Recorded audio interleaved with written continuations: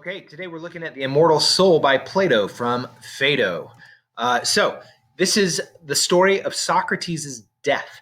The setting is his prison cell. He has been convicted of impiety and corrupting the youth. You may remember he was convicted by his peers and sentenced to death. He was required to poison himself by drinking poisonous hemlock.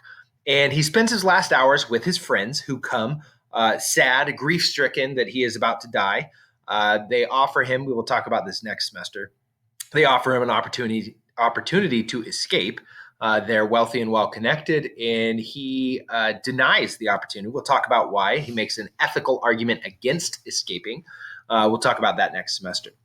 But the setting. So here he is talking with his last friends, and as one might in their last minutes, they start talking about the immortality of the soul and what Socrates thinks is going to happen after he drinks the hemlock. And Socrates makes the argument that the soul is immortal. And this probably will come as no surprise to you if you remember his allegory of the cave and the Plato's theory of forms. This might seem very consistent with that. An immortal soul might seem very consistent with that. So just as a reminder, to support his theory of an immortal soul, he really relies on his epistemology and metaphysics. So remembering that the more real objects are the immaterial, intelligible objects or the supernatural objects. Ultimately, it would be the good, but the forms, mathematical objects, those are the things that are most real, and they have no physical body, right? They have no material substance, but they are very much real. And just like he argues that sensible things are less real because they are changing, they're mortal, right? They end, his body will die. The intelligible things are unchanging and eternal. And he says that's what he is ultimately, right? He's got a body and a mind or a soul. And it is that soul part of him that is the idea part of him, as opposed to the body, which is what's going to end with the drinking of the hemlock. That is the sensible or natural part of him that will change. It has changed his whole life, right? But we've been talking consciousness, his mind, his psyche, his soul, that is immortal and will continue. All right, so one of his friends proposes a challenge and says, don't you think, Socrates, that the soul might be dependent on the body? That without the material substance of the body, we might not have a soul.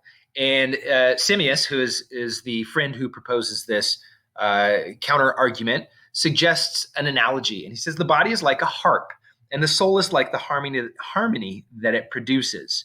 Simmias says that harmony is all beautiful and divine and bodiless, no doubt, but nonetheless dependent on the strings of the lute and unable to survive their destruction.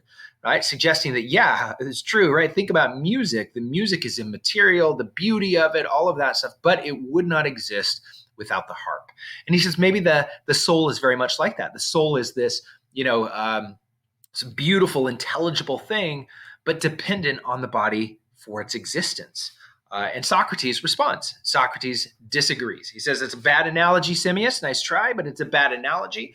And he points to a variety of things. The one I want to focus on here is how the harp is always responsible for the harmony that it produces, but the body is not always responsible for the actions of the soul, so to speak. In other words, the soul can resist the body's appetites, right? So your body might tell you to do something. You might have a natural bodily urge to do something, and it is your mind or your soul or your psyche or your consciousness, Socrates says, that will tell your body, no, you're not going to do that, right? And you can resist your body, unlike a harmony, right? If a harp, you pluck the strings, it's producing the harmony. It's the harp clearly controlling the harmony, not the other way around. Socrates would think this is a pretty compelling response to this analogy. It would not be possible for the mind to control the body if the mind was a product of the body, right? And we could talk about some examples and what you think about that. So come with some thoughts on that when we come back to class. So finally, he dies at the end of this story. He goes on to describe what kind of life he thinks is awaiting him, the virtuous philosopher who has purified himself to the point where he can live without a body. And then to offer, almost like it's the ultimate proof of this claim, right? That the mind is doing something that the body would never will. Socrates quietly drinks the hemlock and dies. Right? So his mind, his psyche, his soul has decided to ultimately destroy the body, right? That's kind of his final piece of evidence that the soul or mind is separate from the body. The body could not will its own destruction. All right, what is Aristotle going to think? Because we're going to come back. We're going to talk a little bit about Aristotle's views in the next video. But any questions you have about the immortal soul according to Plato or Socrates, bring those questions back to class. And then we'll also be asking folks to predict what Aristotle is going to say in response. All right, thanks for watching.